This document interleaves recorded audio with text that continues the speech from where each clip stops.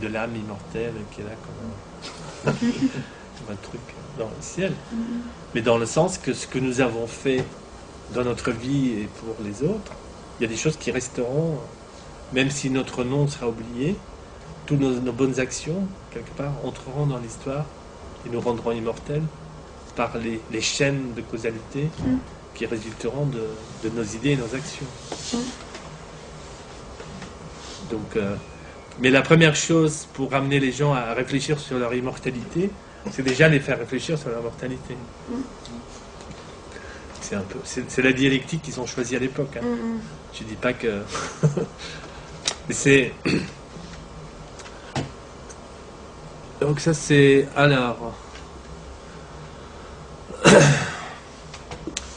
Après donc il y a cette idée de... En fait ce que Erasme va dénoncer partout, c'est ce qu'il appelle la superstition religieuse et l'hypocrisie.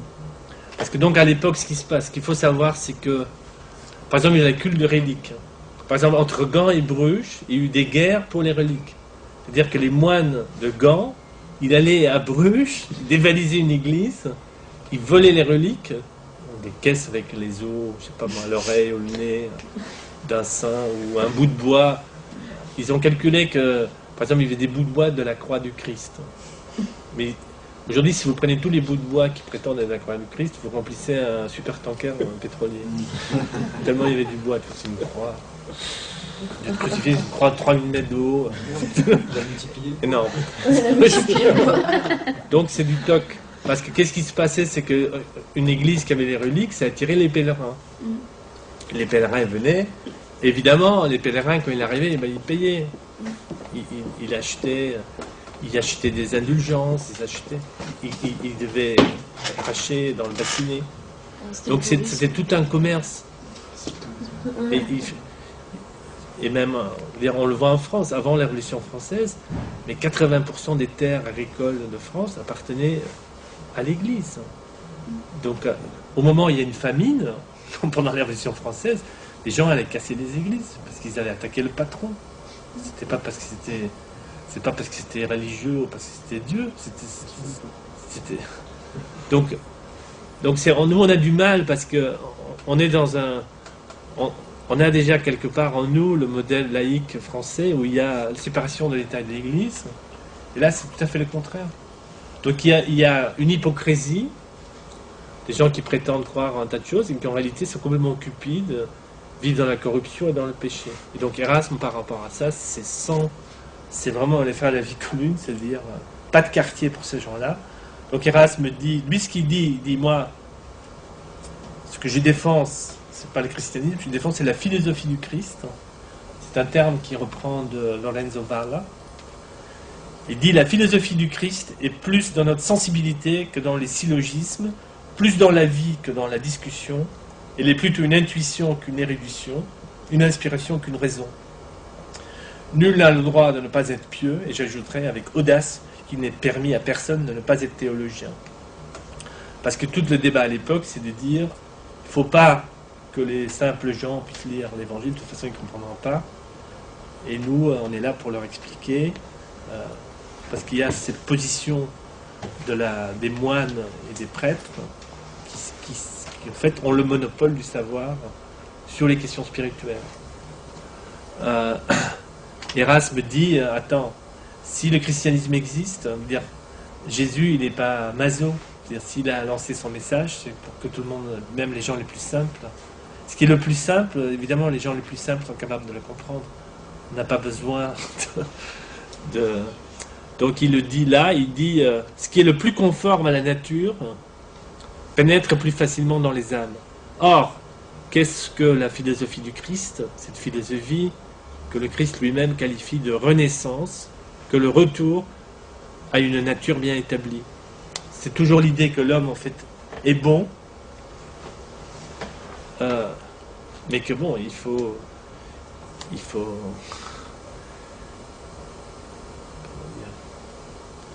effectivement être fier et prendre possession de cette nature. Et si personne n'a transmis ces vérités plus pleinement que le Christ, toutefois, dans les œuvres des gentils, c'est-à-dire les païens, on peut sauver plus d'une chose en accord avec cette doctrine. Parce que aussi l'autre chose de ce que disait l'Église à l'époque, c'est que puisque par exemple Platon a vécu avant Jésus, Platon c'est un païen, parce qu'il n'a jamais connu le Christ. Donc c'est incompatible. Tandis que tout ce courant de l'humanisme va dire, attendez, avant la grande lumière, il y a eu des petites lumières, dont certains auteurs du monde grec et latin. Et si personne n'a transmis ces vérités plus pleinement que le Christ, toutefois dans les œuvres des gentils, on peut sauver plus d'une chose, en accord avec cette doctrine. Donc voilà, ça vous donne une idée. Donc ça, j'en ai déjà parlé, donc on peut passer. Alors, troisième sagesse qui nous intéresse chez Erasme, c'est donc sa lutte contre l'empire et l'oligarchie financière. Ça aussi, j'en ai parlé. Donc, j'ai écrit, pour Erasme, le problème n'est pas l'Église, mais l'oligarchie qui la domine, c'est-à-dire les banquiers impériaux de Sienne, de Venise et d'Augsbourg, en particulier donc les Fugger, qui deviennent les banquiers du pape, qui ont acheté l'élection de Charles Quint. L'élection de Charles Quint, normalement c'est donc dans le Saint-Empire, il y avait des grands électeurs, et la banque des Fugger, ils ont acheté les grands électeurs pour que Habsbourg soit mis, Charles Quint soit mis au pouvoir. Le culte des reliques, les indulgences, la simonie, donc il dénonce ces féodalités et cette corruption. Il lance un mouvement d'éducation de masse. Et régulièrement, donc, Erasme va écrire, chaque fois qu'il y a un nouveau pape, Erasme, on s'adresse au pape en disant « Toi, tu devrais vraiment être le pape, au lieu d'être Van Rompuy. » C'est-à-dire, tu devrais protéger cette éducation et tu devrais, avec moi, mener la bataille contre ces abus et de nettoyer les écuries d'Augias. Il développe ça donc dans le manuel des soldats chrétiens et dans l'éloge de la folie. Ça, on a vu. Ensuite, si vous lisez donc l'utopie de Thomas More qu'Erasme a co-écrit, il y a toute donc l'utopie, ça vient de topos, qui est un lieu, et u. Le u, ça veut dire un lieu quelconque. L'utopie, c'est pas l'utopie dans le sens que nous l'entendons aujourd'hui. C'est un lieu quelconque, donc, où les gens ont essayé de mettre en pratique les lois de la République de Platon. Alors, je vous conseille de le lire. Il y a toute une réflexion sur l'économie. Donc, par exemple, en utopie, vous savez, à l'époque de Erasme en Europe, il y avait toute la quête des Fugger, les banquiers d'Augsbourg. Les Fugger contrôlaient tout le commerce de l'or et de l'argent de l'Europe centrale. Parce qu'évidemment, c'était des matières premières qui leur permettaient, en fait, qui servaient de levier pour avoir le pouvoir. Et donc, dans l'utopie de Thomas More, Raphaël Itlodé, qui est le capitaine interrogé qui explique son voyage en utopie, dit oui, alors là-bas, en utopie, en fait, tous les esclaves, d'abord, il dit pour bien faire comprendre que l'or, ça vaut rien, là-bas, ils ont des pots de chambre en or, par exemple. Comme ça, les gens font leurs besoins dans les pots de chambre en or, et ils se rendent bien compte que l'or, c'est rien du tout. Et les esclaves, on leur met des énormes chaînes en or autour du cou et des boucles d'oreilles qui fait que les oreilles quasiment s'arrachent. Pour punir les esclaves, on leur met des énormes boucles en or pour les punir. Donc il y a toute une blague, une farce contre ça. Là, c'est une attaque ici que j'ai mis donc sur le problème de la dérégulation. Thomas More et Erasme ont été accusés d'être des communistes parce qu'ils ont dénoncé la dérégulation de l'économie. Donc à l'époque de Thomas More, il y a toute une folie donc autour de la laine en Angleterre. Et il y a ce qu'on appelle la politique des enclosures. C'est-à-dire que la laine, ça rapporte tellement que tout le monde... et c'est déjà le libre-échange anglais. C'est-à-dire qu'au lieu de produire la nourriture, ils détruisent toute la nourriture. Ils mettent des moutons partout, pour faire de la laine qu'ils vont vendre aux Flamands, d'ailleurs. Et avec l'argent, ils vont acheter la bouffe ailleurs. Donc, Alors, là où, évidemment, More et Erasme se révoltent, c'est qu'ils rasent même les églises, ils transforment les églises en étables pour les moutons. Et donc, il écrit « Vos moutons en Angleterre, normalement si doux, si faciles à nourrir de peu de choses, les voici devenus, me dit-on, si voraces, si féroces, qui dévorent jusqu'aux hommes, qui ravagent et dépeuplent les champs, les fermes, les villages. En effet, dans toutes les régions du royaume où l'on trouve la laine la plus fine, et par conséquent la plus chère, les nobles et les riches, sans parler de quelques abbés, ne laissent plus aucune place à la culture vivrière, démolissent les fermes, détruisent les villages, clôturant toute la terre en pâturage ferme, ne laissent subsister que l'église de laquelle ils feront une étable. Donc, si vous pensez que les problèmes d'aujourd'hui sont nouveaux, il y a eu des cas avant. Alors, cinquième champ de bataille donc, de Erasme, ça va être donc cette fameuse question de l'opposition entre le libre arbitre et la notion de la prédestination. Alors, pour faire simple, puisqu'il n'y a que 48 heures par jour, attendez, je vais lire.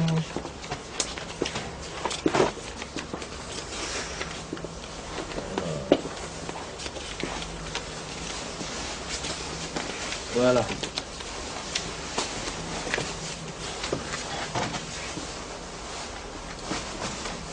Alors, ce qui se passe, c'est donc l'Église ramasse énormément d'argent avec les indulgences. C'est un énorme scandale. Je ne sais pas, tout le monde sait ce que c'est une indulgence? Non. Mathilde? Oui. Non? L'idée d'une indulgence, c'est ceci, c'est que toi, tu as fait un péché. D'accord? Je suis un pécheur. Donc, tu iras en enfer. Ou au purgatoire. Attendre longuement. Donc, mais si tu donnes une petite somme d'argent, tu peux faire avancer ton dossier, comme on dirait dans une administration française, parce qu'on a une indulgence envers toi. C'est pas D'accord. cette histoire où les moines prient à notre place, après prient à la place. Oui. Alors au début c'est juste toi, mais toi, tes parents qui sont morts, ils ont fait des péchés aussi. Donc ils sont probablement en train d'attendre dans le purgatoire. Ah. Donc si tu payes, déjà bon tu payes pour toi, mais tu peux aussi payer pour tes parents. D'accord? Et leur temps d'attente sera moins long. Et ensuite, peut-être dans la semaine prochaine, tu vas probablement commettre des péchés. Et par exemple, à Mayence, le dominicain Tetzel, ils vendaient, c'était des futures de l'époque, tu pouvais payer d'avance sur les péchés que tu allais commettre la semaine prochaine. Ce qui évidemment facilite l'acte de commettre le péché. C'était un sin default swap. SDF. Donc c'est un énorme... Et littéralement, les banquiers s'installaient dans les églises. Ils étaient là avec leur coffre-fort. Donc dans l'église, les gens venaient et ils payaient. Et donc c'est une des raisons pour laquelle la cathédrale d'Anvers est la plus haute des Pays-Bas. Enfin, évidemment, vu le nombre de pêcheurs, la vente des indulgences, évidemment, servait à construire, finir les tours des cathédrales. Et que quand l'argent entrait, on pouvait construire un peu plus la cathédrale. Mais donc tout cet argent était centralisé par les fugueurs, partagé entre Rome et les banquiers. Et donc évidemment, si vous venez là-dedans et dire attendez, là c'est la superstition, et ça on arrête, vous mettez en jeu donc tout un système. Mais alors, la justification pour l'Église à l'époque de ces indulgences, c'était la notion de libre arbitre. Parce que ces gens-là disaient, vous êtes un catholique, et grâce aux œuvres, c'est-à-dire, acheter une indulgence, vous pouvez obtenir la grâce, c'est-à-dire le pardon. Donc tout le débat était complètement... Donc Luther va en fait d'une façon populiste faire dire, moi, je dénonce les indulgences, et je dénonce cette idée de libre arbitre, puisque c'est ce libre arbitre, ce terme à l'époque, ça n'a rien à voir avec le vrai libre arbitre, mais ce terme est utilisé par l'Église pour en fait faire marcher la corruption des indulgences.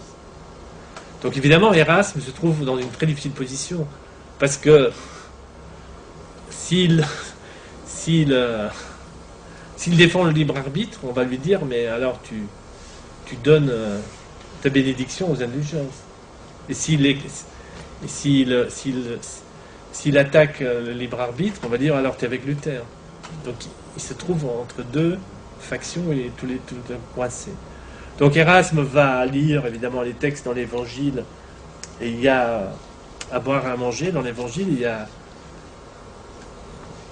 y a des endroits où il y a très peu de libre arbitre et beaucoup de grâce naturelle, et il y en a d'autres où il y a beaucoup de libre arbitre et très peu de grâce, etc. Donc finalement, Erasme trouve une façon très très belle pour sortir de ce piège,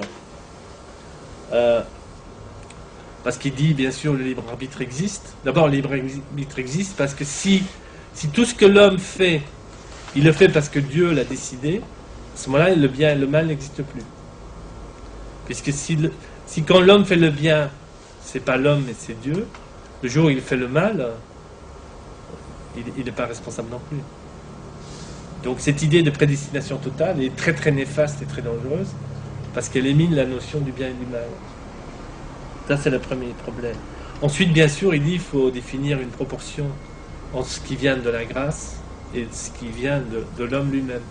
Alors, il le compare à un père avec un enfant, et donc il écrit « Un père a un enfant encore incapable de marcher.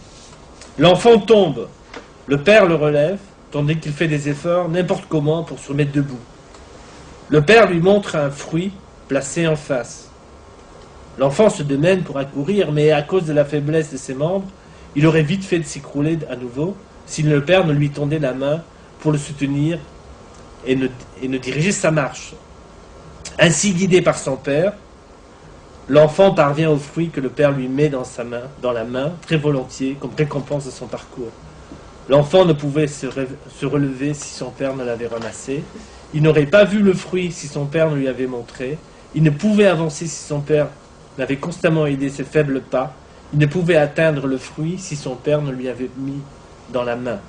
Qu'est-ce que l'enfant va revendiquer pour lui dans ce cas? Et pourtant, on ne peut dire qu'il n'ait rien fait. Mais il n'y a pas de quoi se glorifier de ses forces, puisqu'il doit à son père tout ce qu'il est. Il dit, nous les hommes, on est comme l'enfant, on désire le bien, mais finalement, ça marche parce que quelque part quand même, tout est fait par le Dieu pour que ça puisse réellement marcher. Donc il n'y a pas... Donc il attaque d'un côté l'orgueil de l'Église, il dit que le libre arbitre est tout, de l'autre côté il attaque évidemment Luther en démontrant que le libre arbitre est quand même essentiel pour l'homme.